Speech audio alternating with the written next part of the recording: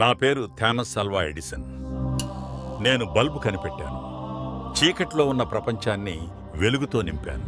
ఈరోజు ప్రపంచమంతా వెలుగులతో నిండి ఉంది అంటే దానికి పునాది వేసింది నేనే.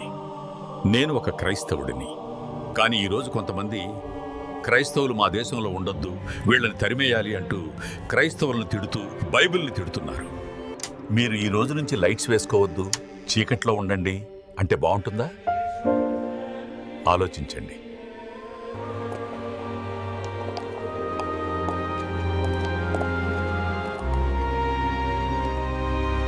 నేను ఒక్కడనే ఉండాలి అనుకోవడం ఎప్పటికీ మంచిది కాదు.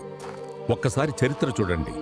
ఒక హిట్లర్, ఒక గడాఫీ, ఒక స్టాలిన్, ఎందరో నియంతలు నేనే ప్రపంచాన్ని ఏలాలి అనుకున్నారు. కానీ చివరికి కాలగర్భంలో కలిసిపోయారు.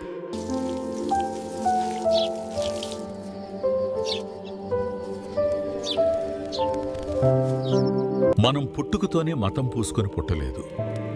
మతం అనేది స్వాభావికంగా, అంటే పుట్టుకతో రాలేదు. మతం అనేది మానవుడు పుట్టగానే వెంట వచ్చే శారీరక లక్షణం కాదు.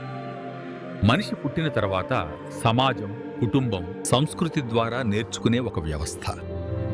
ఇది పుట్టుకతో వచ్చేది కాదు, పెరిగే పరిసరాలను బట్టి మారుతుంది.